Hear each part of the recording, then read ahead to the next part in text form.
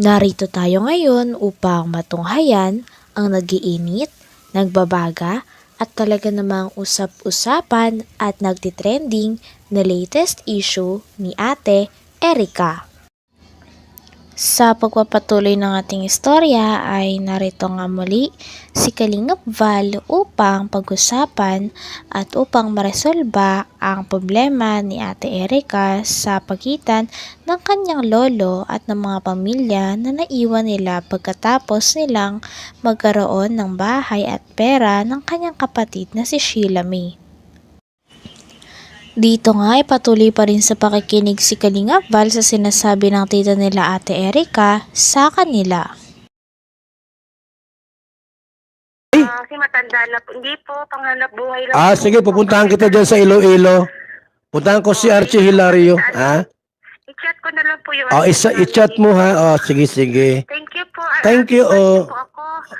Big fan niyo po ako. Ay, salamat po sa suporta. 59 na po.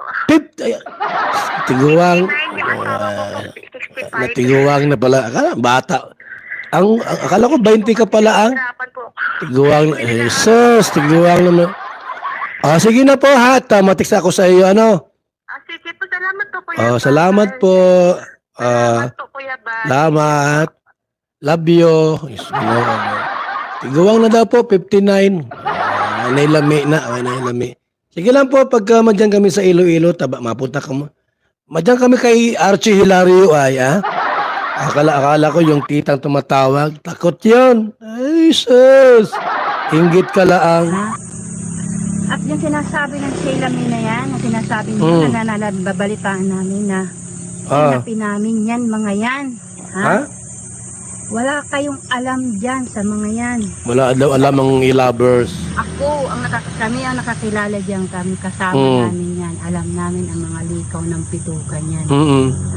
Mga bata pa yan, kanino yan. Kinakalkal mo na, tita. Saan niya nakaisan. Grabing inggit nito mga kaibigan, no? Pati yung nangyari noon, way back siguro mga 15 years ago, kinalkal pa niya, Yung mga bata yan, yung elementary yan, gumagapang yan sa hirap dyan. Ako nagpapakain yan. Ayan, nakita ko yan, wala lahat. Walang panty, walang damit. Ako nagbibihis dyan. Kinakalkal mo. Hindi maganda yang inggit ka kasi ay. Dahil yung pamangkin mo, maitsura, ikaw wala. Sa akin. Mag-graduate yan ng grade 6. Sino ang nag-intindi dyan? Grabe naman. Sinusumbatan mo yung mga pamangkin mo? Bakit na? Hindi magandang ugali yan, di ba? Yung pamangkin mo yan Pamangkin ng anak ng kapatid mo. Online. Naka-live. Dito nga ay nagtataka si Kalingap Val dahil sariling tita ni Ate Erika at ni Sheila May ang naglalaglag sa kanila. Sabi nga ni Kalingap Val ay hindi ba dapat na ito pa maging unang kakampi nila Ate Erika, ang sarili nilang kadugo at ang sarili nilang tita? Kaya naman nagtataka si Kalingap Val kung bakit nilaglag talaga ng tita ni Ate Erika ang dalawa. Mga tao na ganoon sila. Huwag naman ganyan, tita. Hindi magandang ugali yan. Bakit ka nagkagayaan, tita? Dapat kinakampihan mo sila. Pamangkin mo yan, ay. Gaano man kasama yung pamangkin mo, dapat kampihan mo. Inggit lang yan. Sapagkat may pira sila, kalahating milyon, ikaw wala.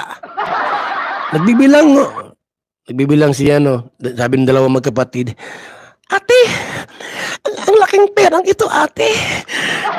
Kalahating milyon galing kay John A. Itago ba kanya si tita? Si tita. Ay! Nasaan si Sheila May? Huwag kang maingay. Ayun si tita. Sheila May! Nasaan kayo? Nalaman ko yung kalahating bayong ng pera dyan. Nasa inyo daw yung pera ni John A. Sheila May, andyan si tita. Huwag kang maingay. Marinig tayo. baka kunin yung kwarta, yung kahit baka yung 30,000 kunin yan. Tinatago nyo ay. Tuloy, nainggit. May itsura yung dalawa kalingap, may itsura. Hindi sila maganda. I'm sorry to say, hindi maganda si Erika at hindi rin maganda si Sheila May. May itsura lang po. Ang maganda po si Beyonce. Si Beyonce po ang maganda. Sexy na, may laman pa. Si Erika po, payat man yun. Payat yun mga kalingap. Maliit pa, mababa pa. Putot. 4'9" ang height ni Erika ay 4'9". Di ba tita no? 4'9" ba si Erika tita? Oo daw, 4'9" yan. Tapos payat. Hindi man maganda si Erika po, walang biro. May itsura lang si Erika. Pero hindi siya maganda. Ang maganda po, ining si Beyonce. Kaya napakaswerte ni Ido. Ido! Grabe ka, dandahan mo yan. Huwag mong bibigla-biglain pagka nagkatuluyan kayo, mong pirasahin yan. Dito nga ay parang kinukumpara muli ni Kalingap Val ang ganda ni Ate Erika sa ganda ni Ate Beyonce. Talagang masasabi nga ni Kalingap Val na si Ate Beyonce ay napaka-perpekto ng mukha at napakagandang dalaga. Sabi pa nga ni Kalingap Val dahil hindi lang daw talaga panlabas ang magandang kaanyuan ni Ate Beyonce. Ito din daw ay hanggang kalooban nito. Kaya nga ang boto talaga ni Kalingap Val ay na kay Ate Beyonce. Hindi daw katulad ng iba na masama ang ugali. Ni Ido, Ido! Grabe ka, dandahan mo yan. Huwag mong bibigla-biglain pagka nagkatuluyan kayo, mong pirasahin yan at ako mga kalaban mo niyan. Luhay-luhay lang nga. Yung dahan-dahan ba na medyo yung haplos ay haplos ng pagmamahal. Maganda si Beyonce po, mga kalingap. Nakita ko dyan sa mall, noong nag-make-up na yan. Sus, grabing ganda ni Beyonce. Pero si Erika po, at anong make-up dyan, di maganda yan. May itsura lang po. May itsura lang. Inainggit itong si tita niya ayo. Digatas ko pa yan. Oh, Anong sinasabi ninyong pang-aapi? bigatas daw niya si Erika. Grabe si tita magsalita.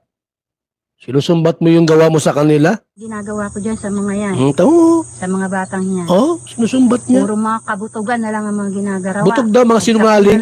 Grabe. Ang pira ni John naging tinurubuan na ng tungay. Noon daw pong nakuha yung pira ni John alam niya no? Grabing maritis kang maray, tita. Sampaling, nakikialam ka sa magkapatid. Magiyang ka.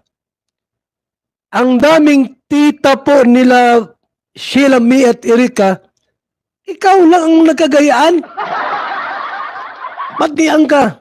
May nagpakulay. Millie Chan, thank you so much ha. Thank you so much, Millie Chan. I love you po. Yung mga ikaw lang nagpakulay. May iga pa rin saro pala mga kalingap.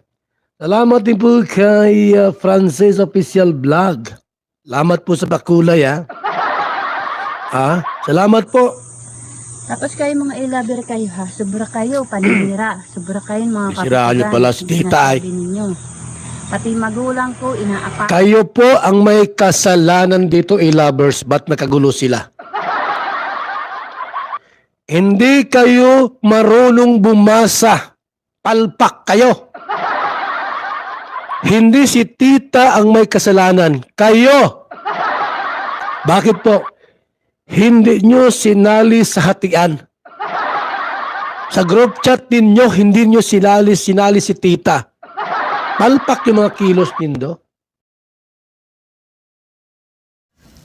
Hanggang dito na lamang muna ang ating nag-iinit, nagbabaga, pinag-uusapan at talaga namang nagtitrending na latest issue ni Ate Erika. Maraming salamat sa inyong panunood. Hanggang sa muli. Bye!